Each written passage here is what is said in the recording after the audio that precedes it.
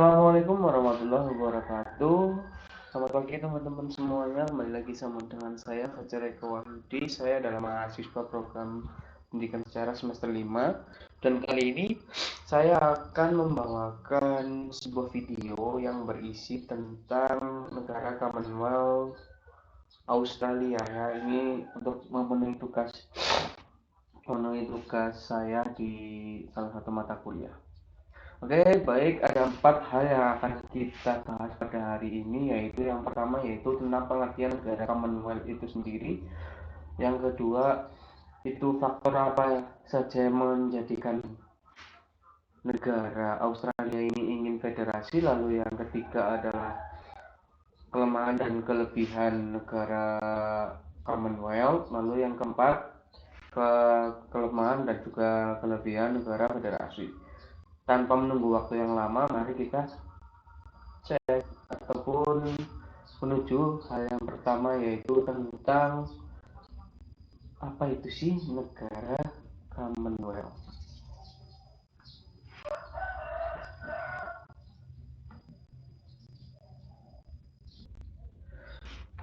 Baik, yang pertama adalah pengertian dari negara Commonwealth. Negara Commonwealth atau dalam bahasa Indonesianya yaitu adalah negara persemakmuran Inggris, yaitu sebuah negara yang didirikan atas koloni dari Britania Raya ataupun dari eh, bangsa Inggris yang telah terbentuk ratusan bahkan mungkin bisa katakan ribuan tahun yang lalu ya, bisa dikatakan seperti itu karena seperti yang kita tahu Inggris itu masuk atau memasuki daerah Australia itu kan sekitar tahun 1700-an atau abad 17, artinya berarti baru ratusan tahun yang lalu. Nah, itu pengertian dari negara Commonwealth itu sendiri. Lalu bahasan kita yang kedua adalah mengapa negara Australia yang sekarang sudah menjadi bagian dari persemakmuran Inggris atau Britania Raya ini menginginkan negara federasi. Tentunya banyak faktor dong yang melatar belakangi semua itu. Salah satunya adalah munculnya kekuasaan Eropa lain di negara Pasifik ataupun ya di daerah Pasifik ya, bukan negara Pasifik, maaf, tapi daerah Pasifik. Itu mungkin bisa dikatakan karena adanya perang dulu ya, perang, lalu pengecilan wilayah itu pastinya ya, karena wilayah koloni itu kan jauh dengan wilayah pusat, makanya mungkin sumber daya militer ataupun yang lainnya itu sangat kekurangan sekali. Lalu ada juga keinginan untuk menjaga Australia ini hanya berisikan oleh orang-orang kulit putih saja, karena ya seperti yang kita tahu bahwa pada saat pembentukan koloni maka negara-negara itu berlomba-lomba untuk mengisi daerah-daerah yang belum mereka telusuri atau eksplorasi itu ya, belum mereka eksplor, dan juga mereka itu mengklaim bahwa daerah itu menjadi daerah miliknya. Lalu dengan adanya negara federasi maka negara tersebut memiliki hak sepenuhnya untuk mengatur kehidupan mereka. Dengan kata lain, bisa dikatakan untuk memenuhi kebutuhan ekonomi mereka, lalu juga untuk mengembangkan alat-alat komunikasi ataupun yang lainnya, itu tergantung pada negara federasi itu tersendiri gitu. Itu ya, itu untuk faktor kenapa Australia menginginkan negara federasi. Oke, baik, kita melanjutkan ke pertanyaan yang ketiga, yaitu apa sih kelebihan dan juga kekurangan negara yang telah menjadi negara persemakmuran. Dalam hal ini itu persemakmuran Inggris, terutama yang akan kita bahas itu adalah negara Australia. Itu mungkin saya akan menyebutkan beberapa kelemahan dan juga kelebihan. Jika teman-teman semuanya nanti tahu kelemahan dan kelebihan lainnya, silakan aja komen di bawah ya. Yang pertama kita akan bahas tentang kelemahannya ya. Kelemahan dari negara Commonwealth,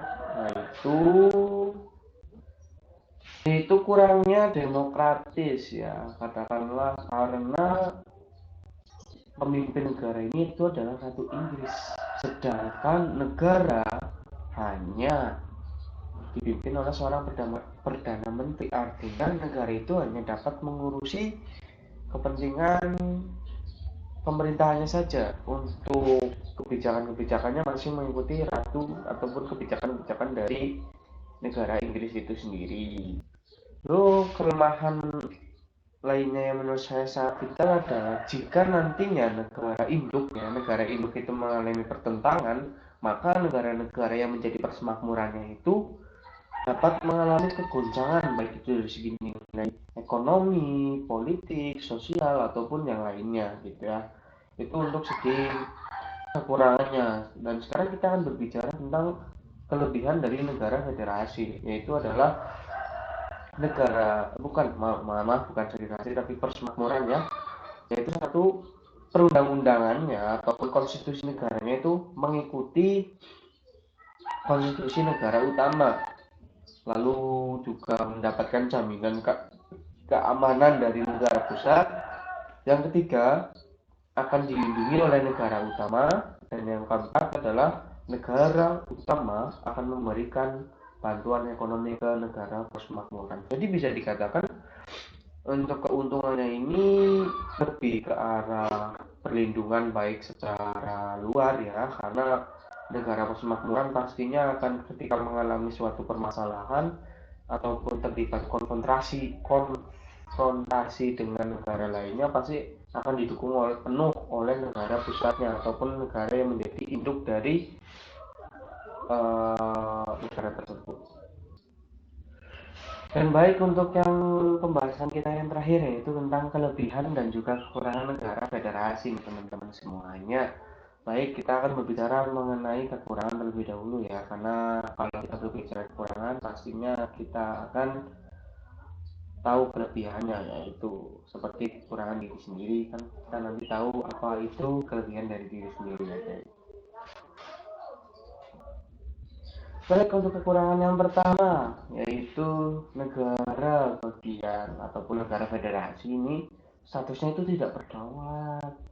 Jadi hanya seperti mana ya untuk mencontohkannya ya, katakanlah ya seperti wilayah lah, sebelum wilayah NKRI ini kan mereka itu berdaulat sebagai negara NKRI gitu kan, tapi untuk negara federasi ini enggak.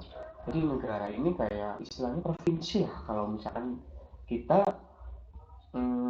akumulasikan ataupun kita contohkan dengan negara NKRI. Lalu yang kedua adalah dengan tidak berdaulat, maka ada kemungkinan nih ya untuk negara federasi itu memisahkan diri atau menjadi suatu negara yang mandiri, itu juga bisa. Kalau misalkan kita contohkan di Indonesia ya seperti Timor itulah yang memilih untuk menjadi negara mandiri, itu bisa dikatakan seperti itu. Tapi untuk negara federasi ini mungkin agak sedikit berbeda ya pengaturannya ataupun yang lainnya, itu saya juga tidak tahu ya. Lalu yang ketiga ada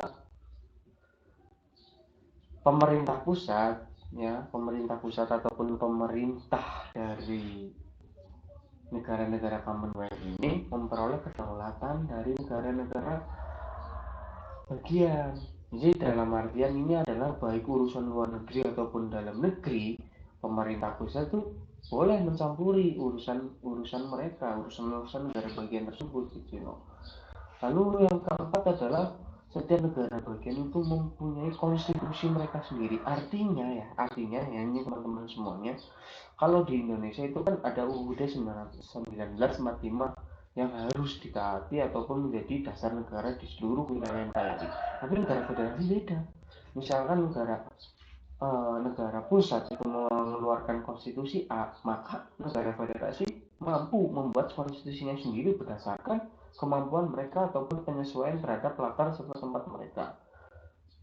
Lalu yang terakhir adalah kepala negara. Kepala negara memiliki hak veto ataupun pembuat keputusan atau otoriter. Dalam hal ini kepala negaranya itu Ratu Inggris itu mempunyai kekuasaan otoriter yang sangat luar biasa.